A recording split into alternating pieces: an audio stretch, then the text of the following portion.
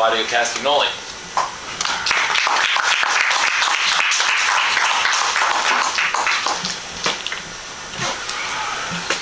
Questions for Claudio, here we go.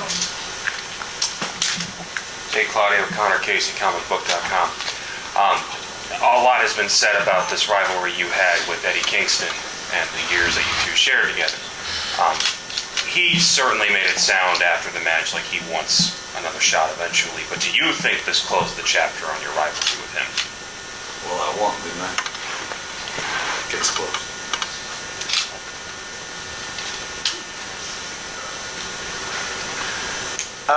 Claudio, Nick Hausman, House of Wrestling, congratulations on retaining.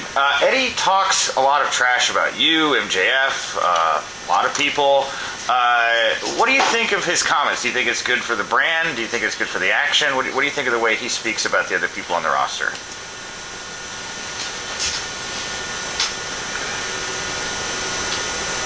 I don't think it's good for the brand. I don't think it's good for wrestling in general.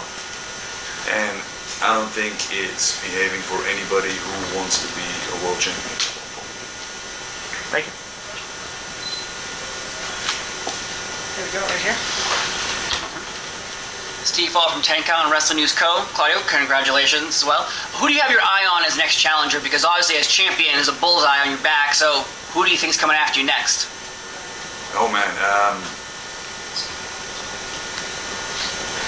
we'll rest the guts to do so, I would like to say. If you watch the show tonight, I mean, there's some awesome matches, some great matches on the 0 hour. There's been some great matches on, ROH TV, on the club. I think Ring of Honor is red hot. If you watch Honor Club, you just see every single person is trying to prove themselves, trying to show why they should be the next in line for this title. So there's a whole bunch of challengers, and I'm looking forward to facing each and every one of them. Very good. Thank you. Amy?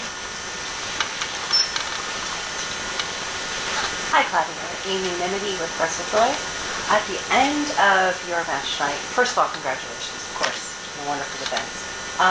You and Wheeler Yuta and Eddie Kingston and Shibata had a sort of standoff that might potentially lead to something in the future. I was curious about what your thoughts were on that, as well as what your thoughts are with Shibata working within Ring of Honor. It seems like a very prestigious and very honorable situation to have somebody, you're carrying the Ring of Honor World Championship, you have Shibata coming in with the Pure Championship. Just wanted to get your thoughts on that, as well as your thoughts on potentially working with or against them in the future. Thank you. Well, first of all, I respect Shibata a lot. He's a tremendous athlete. He has tremendous fighting spirit to come back from the injuries he came back from. And he's obviously ridiculously good, because he beat Wheeler today, and he's just kind of having a renaissance, if you will, and showing how good he is to the American audience, who may or may not be that familiar with him. That being said, him sticking his nose kind of where it doesn't belong. Not my cup of tea. Also, he just won the Pure Championship, which is very wrestling based. I don't know if it would be best for his health to step in the ring with somebody of my caliber. So, just maybe it would be better for him to wait a little bit before he steps in the ring with me. So, just general warning to a Shibata. You may want to think that through. So we just got to see him come back. We don't want him to go back for on the shelf for a while. So let's just keep it going. Thank you. Questions up here?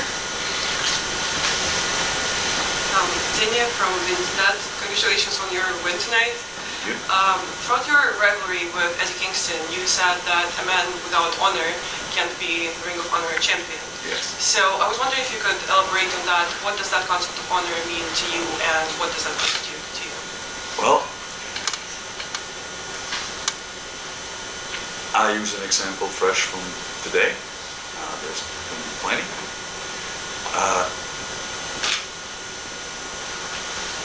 after the match, Eddie Kingston had the microphone, what was the first thing he said?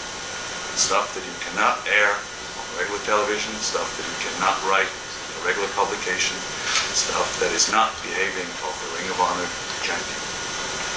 So that just proved my point tonight.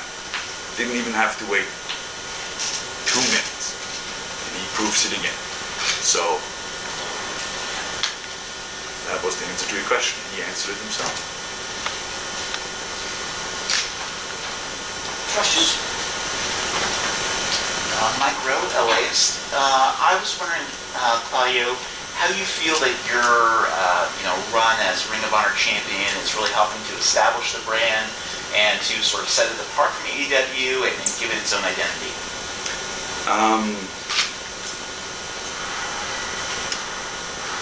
So I was trying to defend this Ring of Honor championship the way I remember it.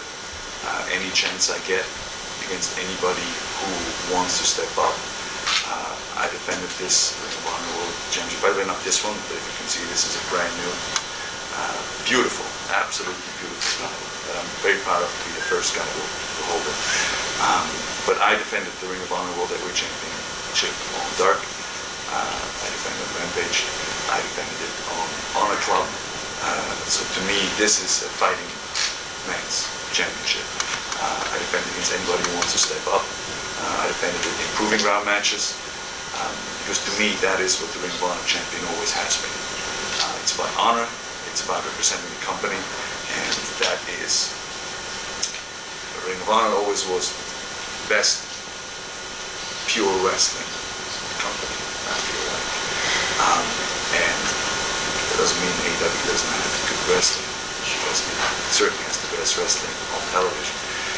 But I always felt that Ring of Honor was the place where you see the next great talent, where they have a chance to showcase themselves longer that they might have on television because of time constraints, where people have a chance to step up and really showcase what they got, where you find, like the Ring of Honor is where people like myself, like Brian Danielson, like Nigel McGuinness, and so many more, that cut their teeth, found their style, found their flows, and that's what Ring of Honor is. So if people watch Honor Club, they can almost like discover who's going to be the next guy that you have to watch on Independence. And I feel like Tony's done a really good job bringing people in who's starting to create a little bit of a buzz on the independent scene to showcase themselves on a way bigger platform. And I feel like Honor Club has been doing incredible well, and the response has been great from people from all over the world because now it's accessible for everybody, and people get the chance to showcase themselves and to prove why they're going to be the next big thing, and that's what Ring of Honor has always been. It's where people have a chip on their shoulder, and I thought about that today actually. It's a very long-winded answer. I thought about that today because I worked out this morning, and as I was working out, I was kind of thinking like, why am I working out? It's kind of like when you're in the middle of a hard workout, you always question yourself like, why am I doing this? And the answer is simple. It's because you want to stay hungry, you want to stay humble, and you will never want to think that you're too good to do the hard work. And that's what Ring of Honor means to me, and that's what I feel like the Ring of Honor champion should be. You want to defend it every single time with all your heart, and that's why I feel people should watch Ring of Honor, and that's the kind of champion I would like to be. A few more?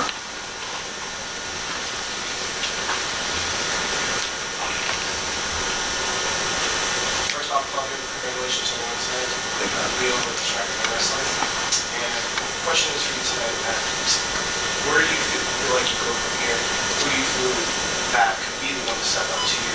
Whether it be a door coming up or possibly, a former, tag team partner. Like, how would you feel to say something like Chris Hero was here and challenge for the championship?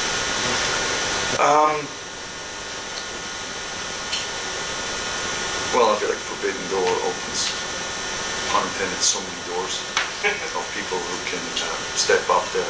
I mean, we've seen just, like you brought it up earlier, Shibata again, I'm worried about his health, so let's think about that as well. You know, Tanahashi was here today. There's so many great other talents. I think I wrestled in a match with Okada 15, 20 years ago, or 15 years ago as well. There's a lot of history there. There's plenty of people in New Japan that I would like to defend this Ring of Honor World Championship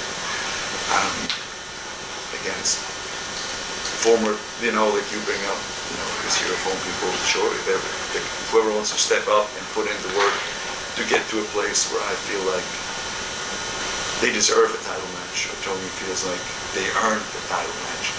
Hey, I'll take on anybody, but again, I feel like people, you can't just walk in and demand a title match, you know what I mean? I feel like I've earned that respect, I've earned that courtesy that you need to be ready and you need to show that you're ready. And there's a lot of people out there that are proving themselves to be ready. There's a lot of former Ring of Honor champions that I would love to step in the ring with. You know, I mean, just throw a bunch of them out there. I mean, like Bandito would be one of them, Rush would be one of them. Adam Cole was just recently cleared again. There's so many more. There's a bunch of young kids that, you know, come up, and I feel like they have that fire, they have that energy, they have that chip on their shoulder that I want to step in the ring and prove myself against, because again, you always need to measure yourself against the best, otherwise you're not a worthy champion. Will Washington, Fightful. I wanted to ask a bit of a presentational question. So when you first came into AEW at Forbidden Door last year, you entered to a very upbeat version of the 1812 Overture, but since you've had this shift in your persona, you've had a bit of a presentational change. You've been entering, and you entered tonight to a very classical version of the Tchaikovsky's 1812 Overture with cannons and all that. So I guess two-part question. One, what was the inspiration behind that? My gut tells me that was probably the Tony Khan call. And two, how do you feel that's enhanced your presentation and entering the ring? Oh, it's yours.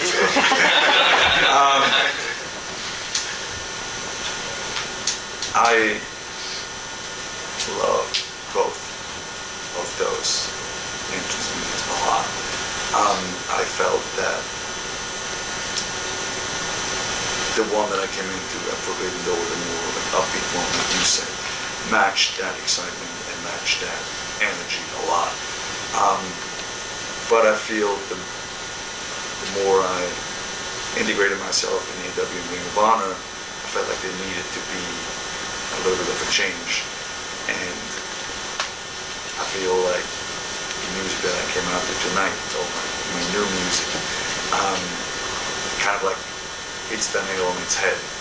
And I feel like it's very much me, and it's very much current, and I feel like if you had 1 minute and 15 seconds, I don't know exactly how long the track is in my head, because I always think about it 3 times.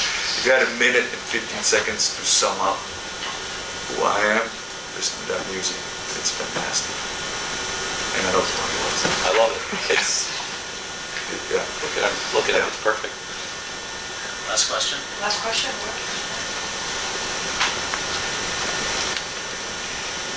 Hi, Bill Lindsay at Sleeper Report. We saw Brian Danielson return this week on Dynamite.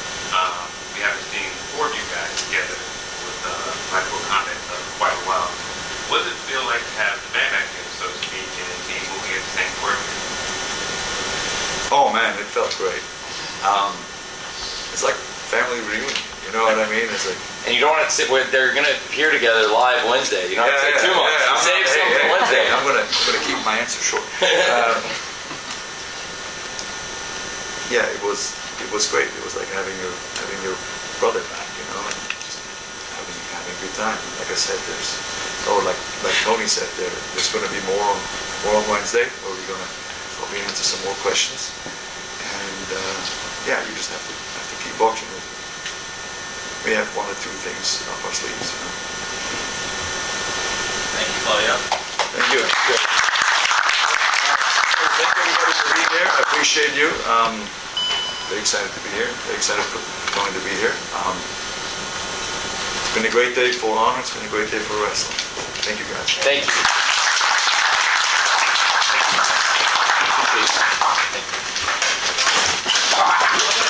Whoa, bring it down. We don't need microphones. Thanks, guys. Thanks for coming out today. Okay, guys, you have some time with Tony? Questions? Beautiful. Yes. Here you go, Kyle. Plenty of time for questions. Hey, Tony.